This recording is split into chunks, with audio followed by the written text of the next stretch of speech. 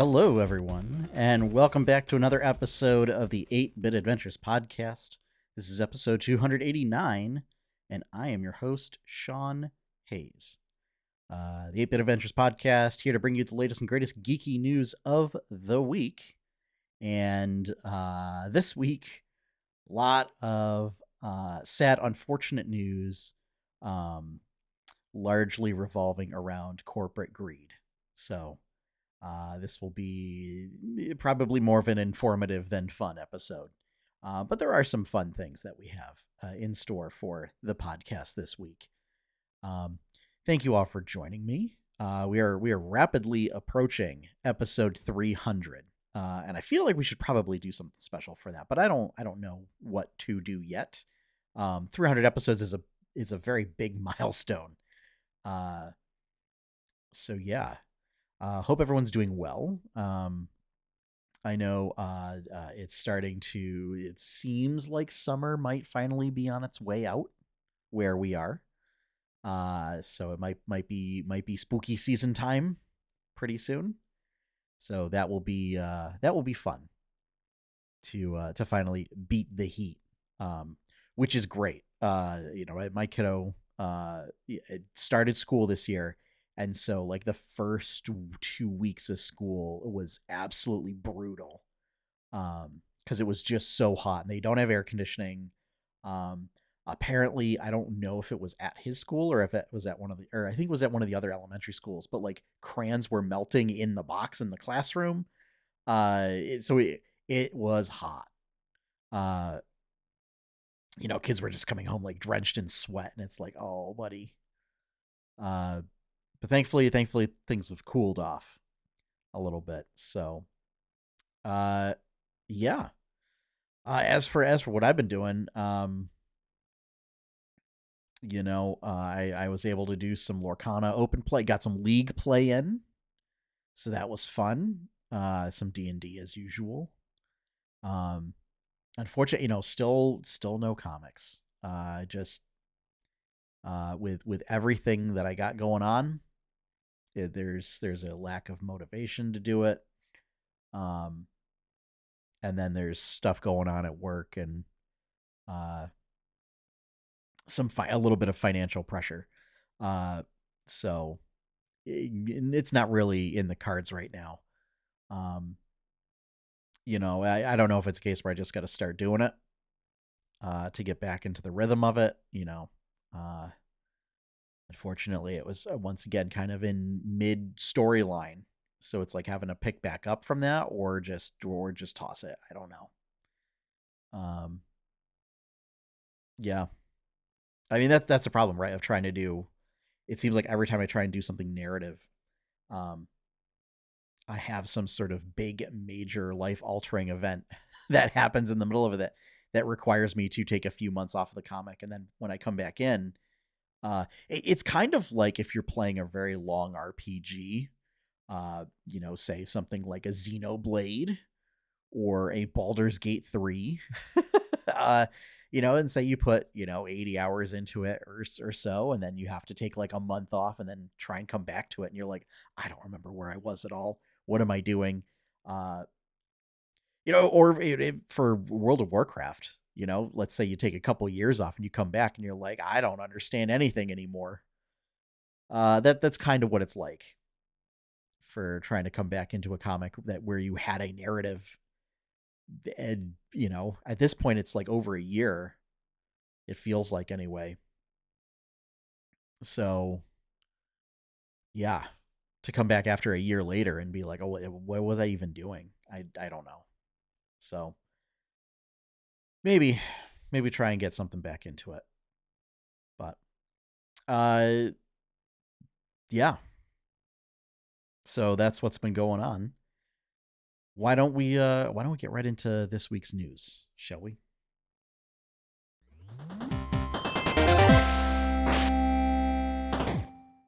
All right. So let's bring up our news list here. So up first, probably the most exciting news out of this list, is IGN reports that a Bluey video game is in development from Outright Games and BBC Studios.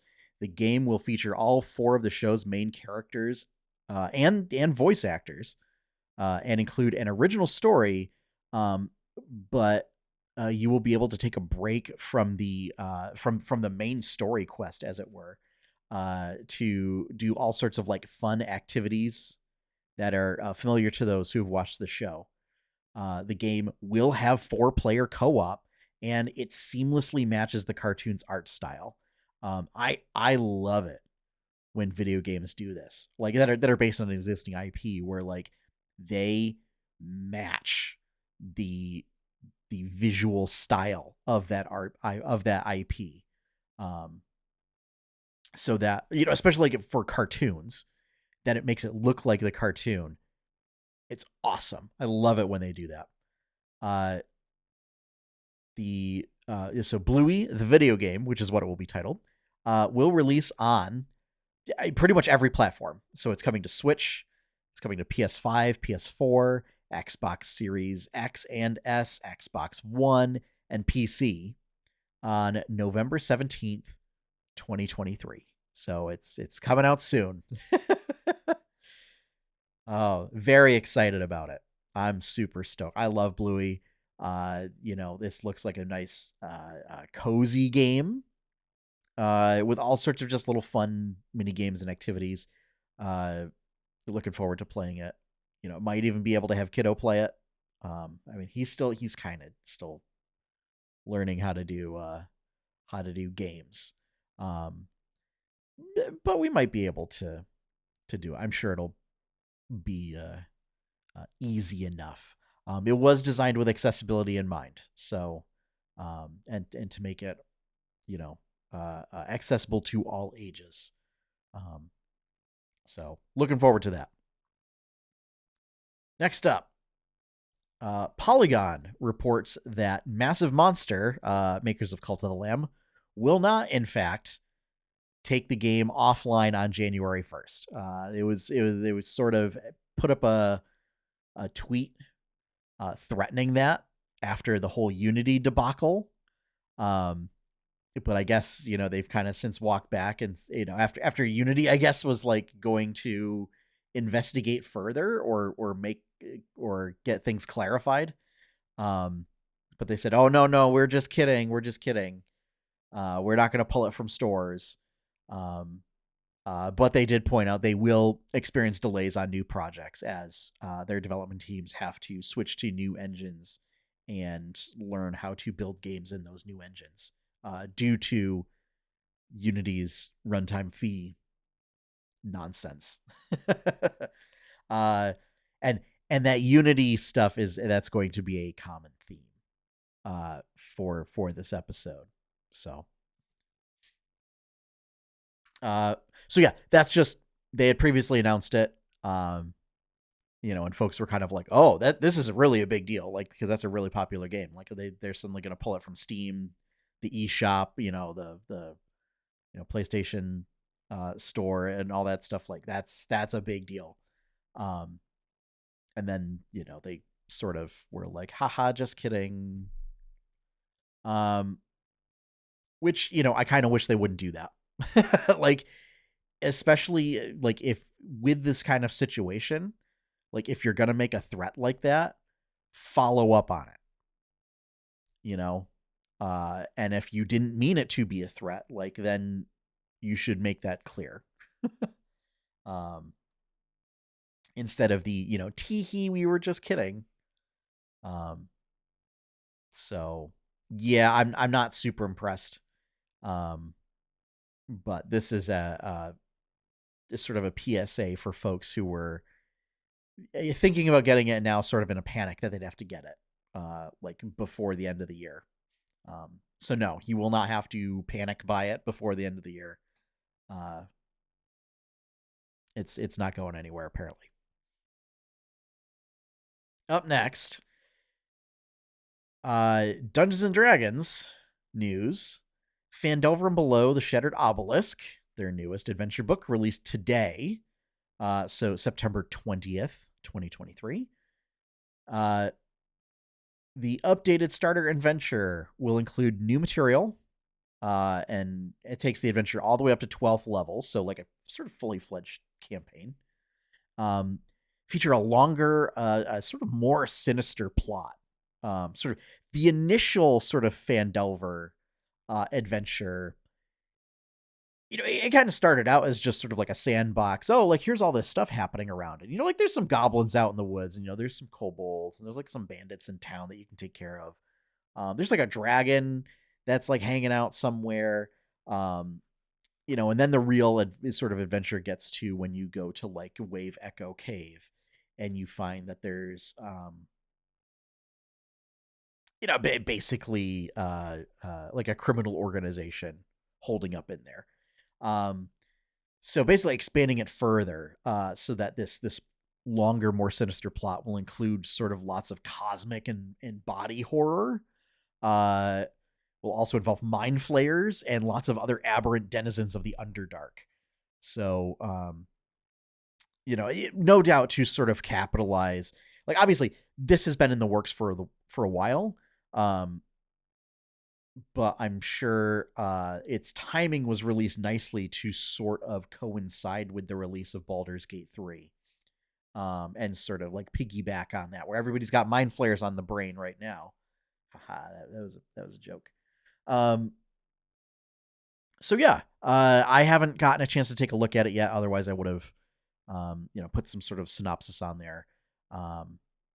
But I will, over the course of the week, I'll be kind of perusing through it. I don't have it physical copy. I have it on D&D Beyond. So I'll let you know what my thoughts are. And try and keep it as spoiler free as possible as I can. I didn't mind throwing those details. Like the starter set's been out for like 8 years now, so and kind of everybody's played Phandelver at this point that is going to play it. So I don't know how many of those elements are being carried over, but that will be sort of one of the things that I figure out and let people know. Particularly like if you were one of those folks who played a lot in the early days of 5e, where you played Phandelver a lot, because like it was kind of the only adventure book out. So, and a lot of folks like who were running games for the first time were like, okay, I'm going to get the starter set and we're just going to run this. So there were a lot of folks who were just running that adventure over and over and over again. So it'll be useful to know like if there's things that are repeated, or if they changed up a bunch of stuff. So, okay. Next up, game developer reports that the Embracer-owned studios Beamdog and Crystal Dynamics have laid off employees as part of Embracer's restructuring efforts. Now, I talked about this on last week's podcast of Embracer looking to sell off Gearbox. So it looks like they are still doing all sorts of restructuring, trying to shore up their financials after losing out on big deals from the Saudi government.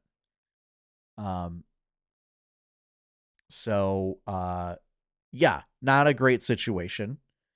26 employees were let go from Beamdog, which include producers, artists, and QA staff. So this is typically in the past when we've seen like layoffs with bigger companies like Activision Blizzard, or problems involving like contracts and things like that. It's been QA staff. To see like producers and artists, surprising. So it kind of looks like that they're keeping a lot of the engineers and stuff, probably to do patches and like patch up whatever existing projects are and not move forward with new ones, would be my guess. The affected departments at Crystal Dynamics, which you might know as the studio that makes Tomb Raider, or one of the studios that makes Tomb Raider, include project management, PR, editing, and 2D art. So essentially, their marketing department, like their entire marketing wing. So not great. Also included in that is Crystal Dynamics last worked on that Marvel Avengers game from 2020. Looks like all support for, like, it's not going offline, but all future support is going to be discontinued like by the end of the year, I think. Um so yeah. A little bit of a not it's not a great situation.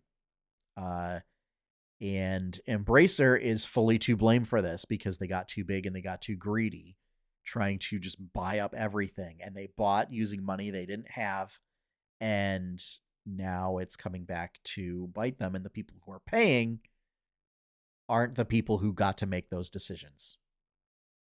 So um normally I would go on my rant and mantra of unions in game development. I don't know if that would have protected them from this or not. Potentially, you know, but at the same time, uh, this is one of the pitfalls of, um, oh, can't think of the word, uh, conglomerization. I don't think that's it. But basically, when you have, say a financial group that just starts buying a whole bunch of studios to have under its wing, um, which essentially Microsoft trying to do. Uh, Microsoft, on the other hand, is a little bit more solvent than this, where they're not buying a studio and then immediately having to go, oh no, we have no money. Uh, so yeah, certainly hearts go out to the employees let go. Uh, yeah, it's a really terrible situation. Um, and basically, second instance of corporate greed on this week's podcast. So yeah, Embracer really screwing things up. So for a lot of studios that were doing like fine before their acquisition. So yeah. All right, next up, Silicon Era reports that Square Enix has announced a new tabletop RPG based on Final Fantasy XIV.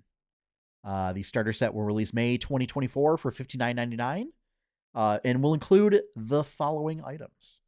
It will include a player book, a GM book, pre-made character sheets for Warrior, White Mage, Dragoon, and Black Mage, a set of dice, which includes 6d20s and 10d6s, a rule summary, a strategy guide, an encounter map, character tokens, and ability markers. The recommended party size is 3 to 5, including the GM. No idea what this is going to look like what the system looks like or anything. I mean, obviously, I guess it uses D20s and D6s, but how it uses those, I don't know.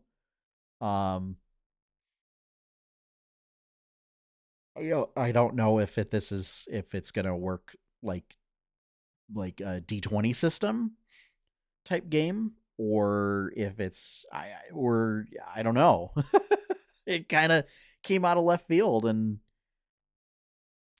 we'll have to see. I'm gonna try and look up more information as it comes and report on it. I know it's a super popular MMO. So yeah.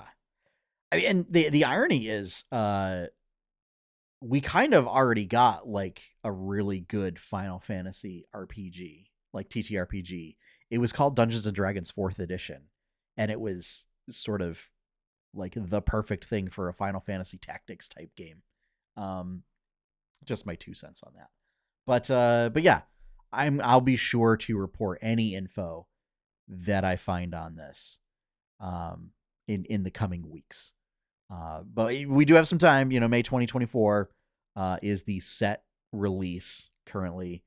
And $69 or $60, $59.99 that's not a bad price to get what is essentially a starter set. Um, Now, I don't know how fleshed out it will be. Um, so yeah, little, I'm a little confused as to what a strategy guide would be for the game. Uh, like I mean, D&D kind of had one in third edition called the Hero Builder's Guidebook, which like provided some builds that you could do for certain character types. Um, but the irony was like they weren't anything out of like character optimization. They were just like what the people who wrote the book thought were interesting builds for things. Um, so yeah, so I don't know. Or if the strategy guide is a thing for like how the GM should run the encounters, which I think is interesting and what more games should do. Uh, but we'll have to see. It's very interesting, very mysterious. Next up, Games Radar reports that Relogic, the Terraria developer, plans to donate $100,000 each to two open source engines, being Godot. I'm gonna call it Godot, and FNA, with $1,000 monthly donations to both moving forward. They didn't give any sort of timeline if that ends or anything. So as far as we know now, it just until they decide not to, they're just going to continue providing $1,000 monthly donations, in addition to $100,000 like upfront donation. Uh, as a reaction to the whole Unity debacle. In Relogic's statement, they quote unequivocally condemn and reject the recent TOS/fee changes proposed by Unity and the underhanded way they were rolled out. The flippant manner with which years of trust cultivated by Unity were cast aside for yet another way to squeeze publishers, studios, and gamers is the saddest part. That this move was wholly unnecessary pushes things into the tragedy category, a cautionary tale the industry will not soon forget. End quote. So yeah, very clear messaging on that. And I don't quite know what engine Terraria was built with. I guess it's probably one of those two. Uh, but yeah, I mean, this is a case of a company kind of putting their money where their mouth is and using their success to do some good in the world. Like to provide funding for open source platforms so that other indie developers can use them. Uh, to not have to worry if their game becomes really successful, it bankrupts them. uh, so yeah, very, very cool that they're doing this. Um, and we'll see, how long, it might be 6 months, might be a year. They may just say, we're still raking in oodles and noodles of Terraria money, and we're just going to cut those engines a $1,000 check for as long as we can. So, yeah, it's just very cool of them to do that. Finally, Bloomberg, via a sort of legendary gaming reporter, Jason Schreier, reports that Unity might consider limiting total fees to 4% of a game's revenue, and suggests that this limit would apply to customers making over $1 million. Not really going over like if you don't make over $1 million, if like you're a smaller developer, what happens then? But also the fees would rely on developers self-reporting install numbers, because that's going to be super accurate, especially after you've shown that you want it to be incredibly predatory. So yeah, And we'll see. I mean, I don't I don't know if anybody would continue using Unity at this point. Uh, unless like you were too far in to scrap everything and start fresh. But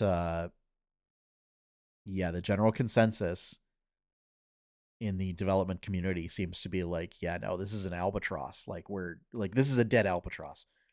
You got to dump it. Like just start fresh. Whether it's going with Unreal Engine or Godot or FNA, or something else, or building one in house. Like if you're early on in the process. So yeah. Uh, One of the things I didn't know, Pokemon Go was built on Unity apparently. So like that's kind of a big deal. uh, so we'll have to see what happens there. And what actually comes out of all of this. This was supposedly from sort of the all hands on deck meeting that they were supposed to have that then like they canceled due to threats against the company. Which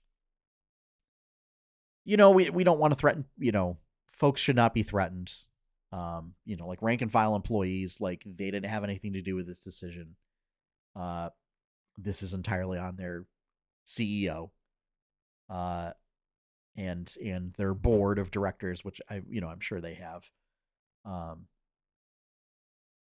Like this is not a decision that the rank and file employees at Unity got to make. So, not great that they were threatened, and like threatened with violence. Like they were afraid, and that's why they like canceled a bunch of those like big town hall type meetings.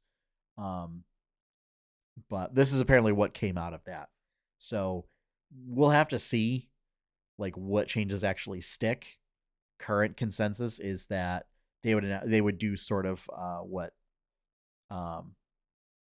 was expected of when they like the OGL changes went through for D&D, where they announced something really bad and then walked it back halfway to get everybody to be like, okay, well it's not as bad, so let's go with it, and be like, no, it's still bad. um so yeah, just it's a giant mess that, as Relogic said in their statement, was totally unnecessary. So if anything, I expect probably have if anything given more market share to Unreal Engine. So congrats, Unity. All right. That is going to wrap things up for this week's episode. Thank you all for joining me. If you would like to see more content from 8-Bit Adventures, you can check out the website at 8bitadventures.com. If you would like to help support all that content, the best way to do so is to become a patron over at patreon.com/8bitadventures. You can support for as little as $1 a month.